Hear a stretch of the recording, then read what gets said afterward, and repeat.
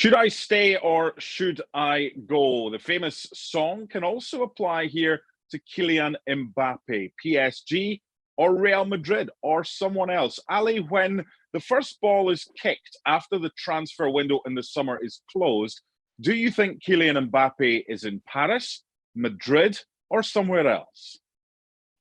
He will be hanging out, chilling in Madrid.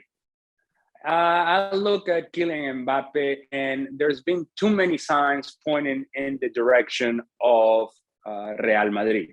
And all signs will tell us that this would be his dream move.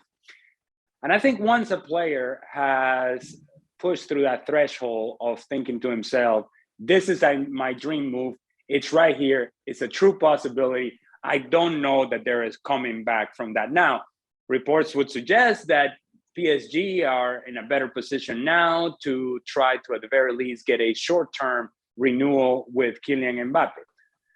And part of the argument is that he now has proven that he can be the big guy among Neymar and Messi, and that he's taking this leadership role and what have you within PSG.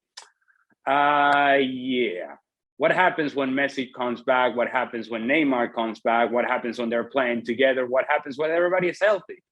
That whole leadership role, just by nature of who these players are and have been, it goes back to Messi, Neymar, and then Kylian Mbappe. That's natural selection right now at PSG, given the stature of the players. Do things change if Kylian Mbappe has a Champions League winners medal around his neck come the end of May with regards to his future? I think in some ways it would, but there's also an argument to be made that Kylian Mbappe would say to himself, well, I've done everything I could possibly do at PSG. I'm out. See you guys later. I cannot get much better than this at PSG. I've done my part. Take care. Enjoy Messi, enjoy Neymar, and whoever comes after those guys, but it's not going to be me. There is a hunger here from Kylian Mbappe to separate himself and go into a stage in which he's shining away from whatever is it that Neymar and Messi can provide for him. Now, I don't know that this is a question about is he challenging himself or not. I think this is a question of, for him, what makes sense. And I think it's a big enough challenge at PSG to try to be the guy with those huge stars around him. That's a challenge all in itself. But I think that Kylian Mbappe now, as I mentioned earlier, he's already in his mind gone elsewhere. And it's difficult to cycle back and say, hey, PSG, you know that part about me going to Real Madrid and my dreams, my childhood dreams? Never mind that. I'm back, baby. I love you so much. I've always loved you. You've been my number one this whole time. I don't think that happens.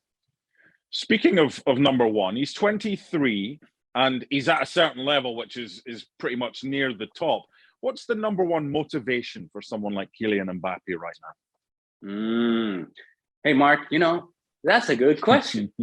and to be quite honest with you, what I think from Kylian Mbappe's perspective, he is trying to get out of not necessarily the shadow of what PSG is or isn't, but to get out into the world as his own man, as the fully developed talent that he is, and saying, yep, world, here I am.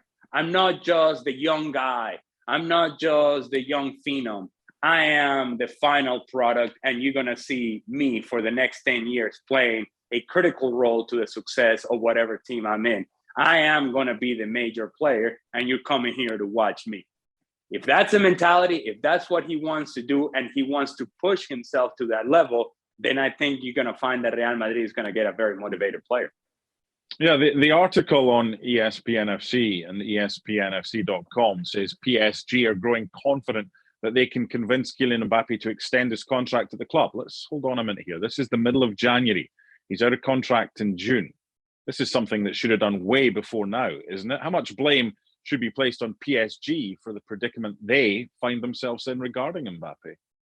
And PSG reported that they're growing closer or more confident about the opportunity of keeping Kylian Mbappe is nothing more than negotiation. It's nothing more, in my estimation anyways, that, yeah, there may have been conversations and maybe they may have been closer now than they were in the past. But yeah, there's an argument to be made that it's too little, too late now. Yeah. At this point, you've allowed people to come into the party that you did not have to let them in. And yet now they're in the negotiating table, and now they're coming in with big plans, and now they're coming in with big projects specific to the player.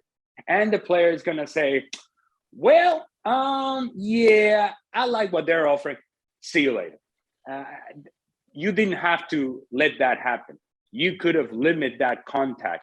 You could have controlled the message. You could have controlled your negotiations with the player without having other people getting involved. Now that you have third parties involved, good luck.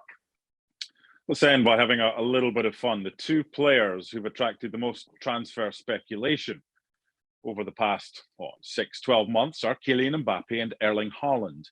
Do you think those two will be intrinsically linked, i.e. one moves somewhere, one moves to replace the other? Or do you think there'll be two separate transfers if both are to go come the end of the season? Selfishly, I would want for them to be linked to each other, because it would mean that even if it is manufactured, we have found a way of creating a storyline of Mbappe and Haaland playing against each other within the same league for the next decade. That's what I want. And I think, honestly, the neutral soccer fan out there would want that as well. And that, you know what? This is a storyline that we can get around for a long, long time, and that we can support for a long, long time. And it's going to keep us all interested. Now, is it going to be Messi and Ronaldo? Well, let's not get crazy. But at the very least, we have the makings of the best young players in the world going against each other and really pushing each other to a different level. Well, time will tell, but don't expect the transfer speculation to die down over the next few months. Thanks so much for watching ESPN on YouTube. And for more sports highlights and analysis, be sure to download the ESPN app. And for premium content and live streaming, subscribe to ESPN Plus.